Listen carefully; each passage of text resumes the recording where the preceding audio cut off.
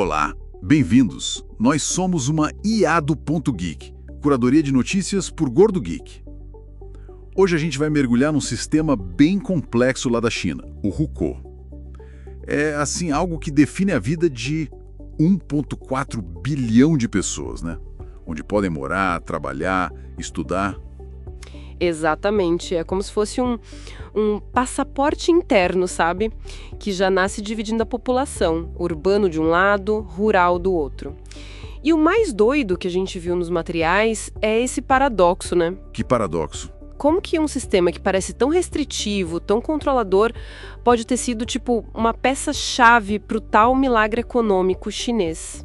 Assim, e criando aquela coisa da população flutuante. Números gigantescos. Bom, vamos tentar entender isso melhor, né? Como funciona, quais as consequências para a vida das pessoas e para a economia, com base no que a gente levantou. Bora lá.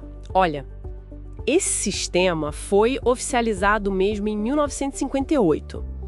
A ideia básica é: cada pessoa na China ganha um registro, o Hukou, que classifica ela de duas formas principais. Duas formas, como assim? Primeiro, geograficamente, né? Tipo, se você é de uma área rural ou urbana, e de qual província específica. E segundo, pela categoria, digamos, socioeconômica. Apto para trabalhar na agricultura ou não. Isso é um registro familiar, passa de pai para filho, sabe? Quem controla tudo é a segurança pública. Então, na prática, isso cria uma divisão bem forte. Quase como castas. Se você nasce no campo, meio que fica preso lá. Olha, por muito tempo foi basicamente isso, sim. Ter um Hukou rural limitava demais o acesso a benefícios sociais nas cidades. Coisas como escola pública de qualidade, hospital, sabe, saúde subsidiada. Até mesmo conseguir moradia formal era complicado. Caramba. Pois é. Já quem tinha o Hukou urbano, quem nascia na cidade, esse sim tinha acesso a uma rede de segurança bem maior. Emprego formal, moradia, educação, saúde, até pensão. Tudo bancado pelo governo daquela cidade específica. E para mudar? De rural para urbano? Era fácil? Que nada! Era dificílimo! Os dados mostram que menos de 0,2% das pessoas conseguiam fazer essa conversão por ano. Geralmente acontecia só quando o governo tinha algum interesse muito específico, tipo, precisava de mão de obra qualificada para alguma coisa. Entendi. E essa rigidez toda junto com a necessidade de trabalhador nas cidades que estavam crescendo, né? Isso que gerou a tal população flutuante. Os números que a gente viu são absurdos. São impressionantes mesmo. Em 2020, a estimativa era de 376 milhões de pessoas vivendo fora da área do seu Hukou original. 376 milhões? Peraí, isso é mais que a população inteira dos Estados Unidos? Exato, é mais gente que os Estados Unidos inteiros, né? E essa massa de gente, esses migrantes internos, vindo principalmente do campo, é que se tornaram assim a espinha dorsal da indústria chinesa. Mão de obra para fábrica, para construção civil, especialmente lá no sul, nas zonas econômicas tipo Guangdong. Nossa. Para ter uma ideia, Pequim lá por 2010 chegou a ter mais de 7 milhões de imigrantes. Era tipo quase 40% da população da cidade. Gente sem o Hukou de Pequim, vivendo e trabalhando lá. É aí que a coisa fica complicada, né? E bem triste também. As consequências humanas disso tudo, que os materiais destacam bastante. Sem dúvida, um dos dramas mais visíveis é o das crianças deixadas para trás. É um nome forte, mas descreve a realidade. Como assim, deixadas para trás? É que como o acesso à escola na cidade é muito restrito ou super caro para quem não tem o Hukou local, muitos pais que migram para trabalhar acabam tendo que deixar os filhos no campo. Ficam com os avós ou outros parentes. Meu Deus, quantas crianças? As estimativas são de quase 70 milhões de crianças nessa situação. 70 milhões.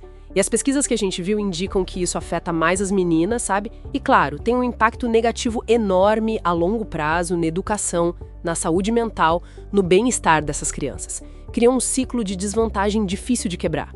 Que barra. E isso sem nem falar da discriminação que os próprios migrantes sofrem no dia a dia nas cidades, né? E o peso de ficar longe da família por anos a fio. É um custo social bem alto. Pois é. Mas aí a gente volta para o paradoxo que você mencionou no começo. Apesar desse lado humano tão pesado, os materiais argumentam que o Hukou, de alguma forma, ajudou no crescimento econômico. Como que essa dinâmica funcionou? É a parte complexa da história. O Hukou deu ao governo chinês uma ferramenta poderosa para gerenciar os fluxos migratórios como em nenhum outro lugar. Ao limitar os direitos sociais dos migrantes rurais nas cidades, o que aconteceu? Criou-se um exército de reserva gigantesco de mão de obra.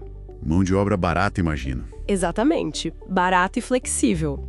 Como esses trabalhadores estavam numa situação mais vulnerável, sem acesso pleno a serviços e direitos, eles acabavam aceitando salários mais baixos, condições de trabalho e moradia bem precárias. O que barateava tudo para a indústria. Isso reduziu os custos de produção, o que tornou os produtos chineses super competitivos no mercado mundial, né? Impulsionou as exportações e tem outro lado também. Ajudou a controlar o crescimento das cidades. Evitou aquela explosão de favelas gigantescas que a gente vê em outros países que se urbanizaram muito rápido. Ah, entendi. Controlou a urbanização para não virar um caos. Foi um controle rígido. Então, é essa tensão, né? Uma restrição muito forte no nível individual, mas que, no agregado, alimentou o desenvolvimento nacional. É bem controverso, claro. Mas esse sistema não ficou congelado no tempo, né? As fontes que a gente viu falam de reformas, de mudanças. Sim, enfim, ele não é estático. Desde os anos 80, mais ou menos, e com mais força depois de 2014, começaram a surgir reformas. A ideia era tentar, equalizar um pouco mais o acesso aos serviços públicos e também facilitar a obtenção do Hukou urbano. Facilitar como? Principalmente em cidades menores e médias. Muitas criaram sistemas de pontos, sabe? Você acumula pontos por tempo de moradia na cidade, ter emprego estável, pagar imposto, contribuir para a previdência, nível de estudo.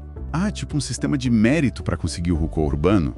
Isso, mais ou menos isso. E algumas cidades grandes, como Chengdu e até Xangai, criaram políticas específicas para atrair talentos, gente com alta qualificação. Algumas barreiras na educação também diminuíram em certos lugares. Então tá rolando uma flexibilização. Mas ainda tem limites, né? Especialmente nas cidades gigantes. Exatamente. Nas megacidades tipo Pequim, Xangai, Guangzhou, o controle ainda é bem mais apertado. A pressão na infraestrutura, nos serviços públicos é enorme, né? Então eles seguram mais.